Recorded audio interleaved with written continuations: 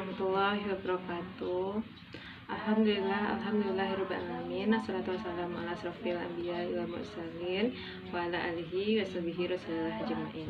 Puji syukur saya panjatkan kehadiran Allah Subhanahu wa taala yang berlafazkan Allahumma shalli ala sayyidina Muhammad wa ala ali sayyidina Muhammad.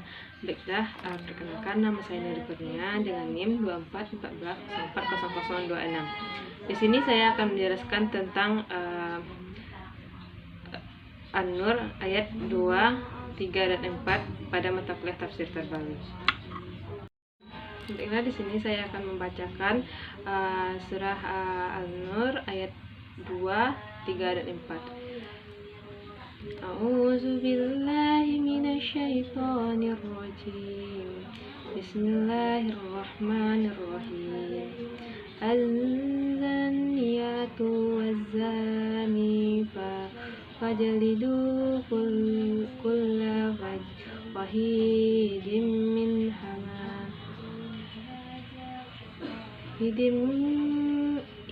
minhuma mi'ata takhida wala ta'khudhukum bihima ra'fatun fi dinillahi in kuntum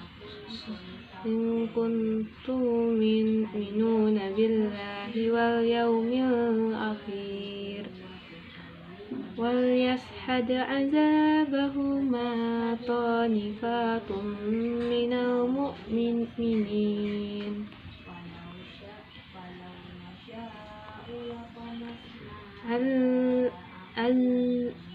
Az-zani la yankihu illa zaniyah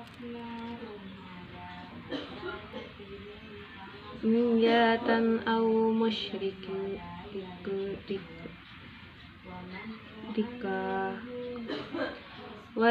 wazaniyatun la yunkihuha ila zanin aw musyrik wa hurrimu zalika 'alal mu'minin wallazina yarmuna muhsanuni summa lam ya'tu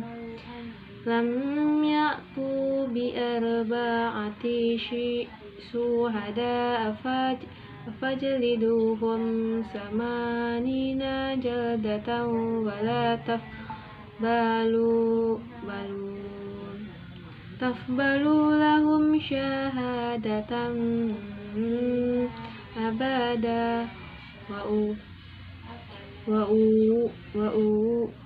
ulaika humul fasikun, yang artinya surah An-Nur ayat 2, yaitu pezina perempuan dan pezina laki-laki.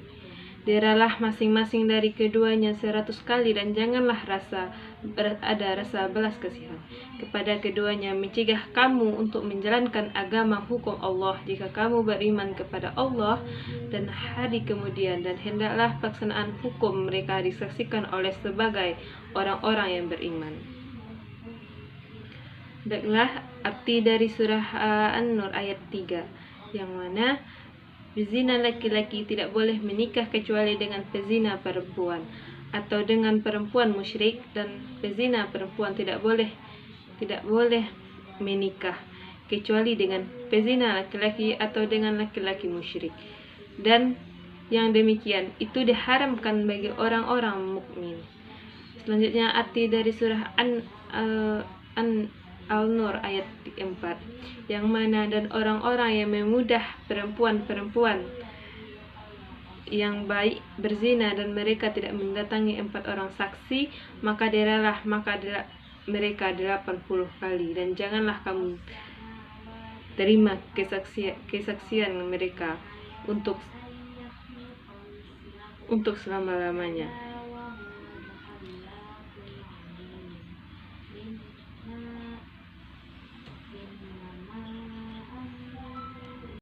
Baiklah, di sini saya akan menjelaskan tentang asbabun nuzul surah An-Nur ayat 2, 3, dan 4. An-Nur surat ayat 2 itu ketika terjadi perbedaan pandangan di kalangan kaum muslimin tentang hukuman bagi pelaku zina. Sebagian masih mengikuti hukum lama dari Yahudi rajam dan sebagian lainnya belum mengetahui ketentuan pastinya. Maka Allah menurunkan ayat ini untuk menjelaskan hukuman bagi pelaku zina yang belum menikah goiru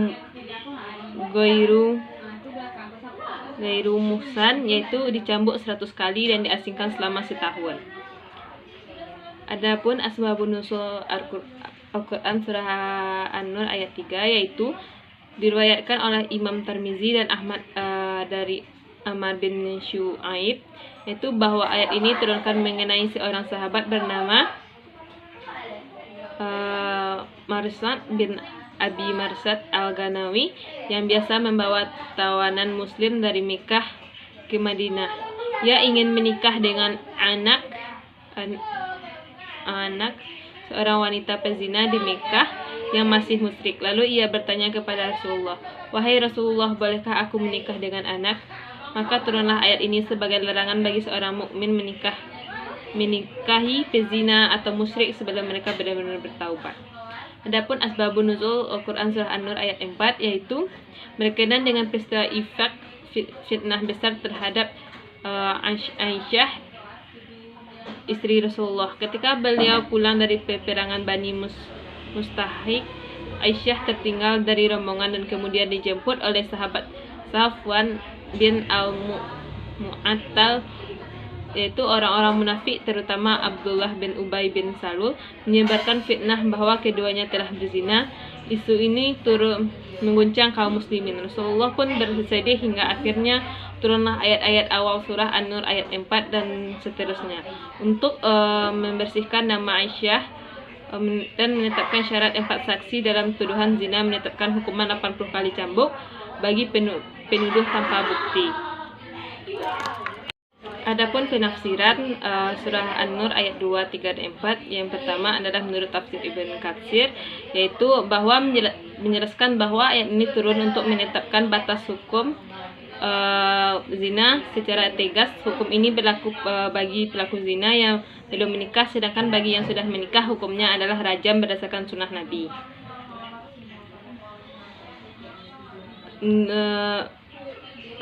Tafsir Qurtubi menegaskan bahwa pelaksanaan hukuman had ini tidak boleh ditunda dan harus dilaksanakan dengan diskriminasi. Adapun tafsir Marghani menurutnya menyoroti nilai sosial ayat ini. Adapun konteks pendidikan surah An-Nur ayat 2-4, yaitu yang pertama pendidikan akhlak, moral education. Nilai utama dari ayat-ayat ini adalah pembinaan akhlak mulia. Allah menegaskan bahwa perbuatan zina merupakan perbuatan keji yang harus dijauhi oleh setiap orang beriman. Hukumnya 100 cambuk bagi pelaku zina bukan hanya bentuk sanksi hukum, tetapi juga bentuk pendidikan moral agar manusia menghindari eratnya dosa tersebut dan tidak mengulangi kembali. Adapun yang kedua, pendidikan hukum dan kedisiplinan, legal and disciplinary education, yang dimana surah An-Nur 2-4 ini menegaskan bahwa setiap pelanggaran memiliki konsekuensi hukum yang pasti. Ayat 2 ini menetapkan hukum bagi pelaku zina, sedangkan ayat 4 mengatur hukuman bagi penuduh zina. Tanpa bukti, kedua ayat ini mendidik masyarakat agar menjunjung tinggi hukum keadilan dan tanggung jawab sosial, di mana dalam dunia pendidikan nilai ini dapat diterapkan dengan menumbuhkan budaya disiplin dan keadilan di lingkungan sekolah. Adapun yang kedua adalah pendidikan sosial, di mana ayat 3 dan 4 memberikan pelajaran penting tentang kehidupan sosial. Ayat 3 ini menekankan pentingnya memiliki pasangan yang suci dan berakhlak, sementara ayat 4 melarang keras menuduh orang zina tanpa bukti 4 saksi. Hal ini mengandung nilai pendidikan sosial dan etika pergaulan, yaitu menjaga kehormatan diri dan orang lain, tidak menyebarkan fitnah, serta membangun masyarakat yang saling menghargai. Dalam konteks pendidikan, ayat ini menuntun pendidik untuk menanamkan sikap jujur, hati-hati dalam pembicara, dan bijak dalam menggunakan media sosial. Dan yang keempat itu ada pendidikan spiritual, di mana spiritual and faith education. Jadi mana ayat-ayat ini menanamkan kesadaran bahwa setiap perbuatan akan dimintai pertanggungjawaban di hadapan Allah Subhanahu wa taala. Dan yang kelima yaitu implementasi nilai tarbawi dalam pendidikan modern. Di mana yang pertama ada pendidikan karakter dan akhlak mulia dengan menekankan pentingnya menjaga kehormatan dan menghindari perilaku menyimpang. Yang kedua adalah pembelajaran berbasis nilai keadilan dan tanggung jawab, misalnya dengan membuat aturan kelas yang adil dan tegas. Yang ketiga yaitu pendidikan literasi digital dan etika berkomunikasi, agar peserta didik bijak dalam menggunakan media sosial dan tidak mudah menyebarkan berita palsu. Yang terakhir yaitu itulah penjelasan dari saya mengenai surah An-Nur ayat 2 sampai 4. Kalau ada kata-kata saya yang salah atau kurang baik, saya mohon maaf. Saya sudahi. Wassalamualaikum warahmatullahi wabarakatuh.